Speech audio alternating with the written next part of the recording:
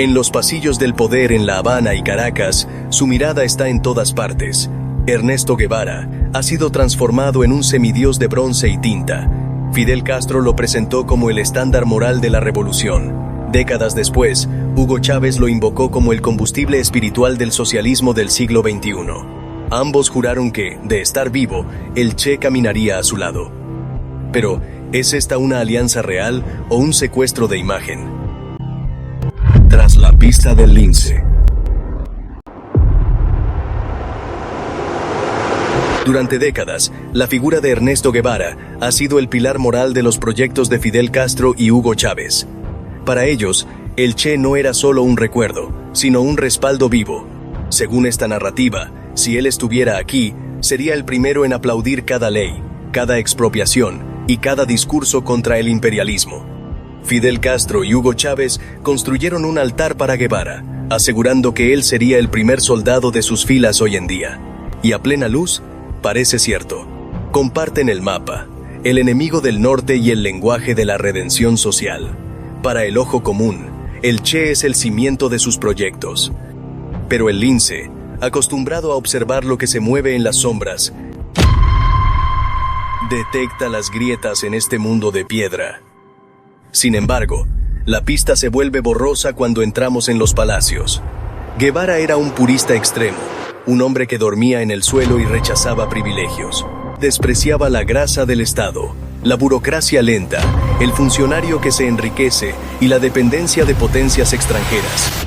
Mientras Castro y Chávez construyeron estados masivos y dependientes, el Che buscaba al hombre nuevo, un ser autosuficiente que no necesitara de subsidios ni de cultos a la personalidad. Si rastreamos la huella del lince, encontraríamos un terreno común, el odio visceral al imperialismo. Guevara vería en el eje Caracas-Habana la trinchera que siempre soñó para América Latina. En las brigadas médicas y en la nacionalización del petróleo, el Che reconocería sus propios ecos, la idea de que la soberanía no se pide, sino que se arrebata. Para él, la justicia social no era negociable, y en ese sentido, el discurso de Castro y Chávez sería su propio idioma. Hay un dato que la propaganda suele omitir. El famoso discurso de Argel de 1965. Allí, ante el mundo, el Che acusó a la Unión Soviética de ser cómplice de la explotación imperialista. Mientras Fidel Castro entendía que Cuba no sobreviviría sin los rublos de Moscú, Guevara se negaba a cambiar un amo por otro. Hoy, cabe preguntarse, ¿qué diría el hombre que despreció la tutela soviética al ver a una Venezuela o una Cuba dependientes de nuevas potencias externas para no colapsar?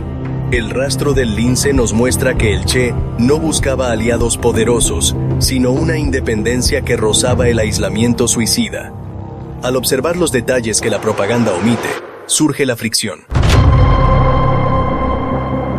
El Che era un hombre de una austeridad casi religiosa, un enemigo declarado de la burocracia ineficiente y de los privilegios de los funcionarios. Mientras Castro y Chávez consolidaban estados masivos, Guevara soñaba con estructuras mínimas y la autosuficiencia total. Para un hombre que exigía el sacrificio personal antes que el beneficio político, la corrupción y el estancamiento económico de los modelos actuales no habrían sido fallas aceptables, sino traiciones a la revolución. Es probable que el apoyo del Che hubiera tenido una fecha de caducidad. Su naturaleza nunca fue la de un administrador de palacio, sino la de un crítico interno inquebrantable. Al final, los líderes que lo invocan necesitan al mito, pero difícilmente habrían tolerado al hombre.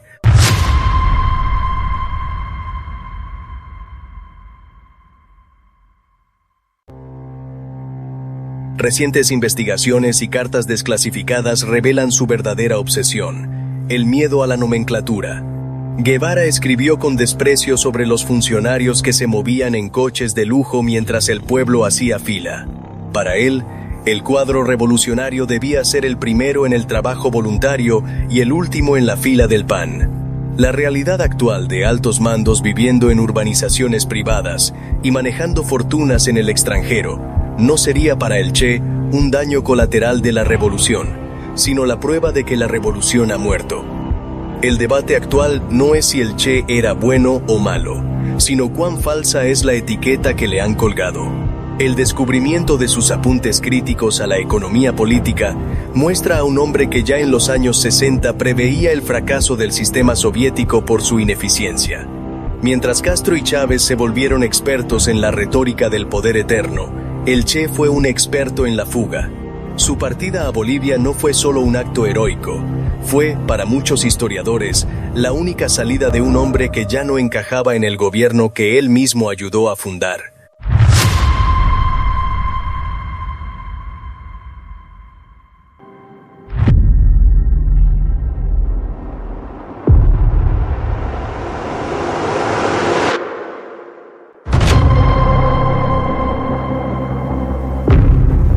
La luz de la historia oficial suele encandilar, pero cuando se observa con atención desde las sombras, la verdad tiene otra forma. Hemos llegado al final de este rastro, viendo lo que permanece oculto tras la pista del lince.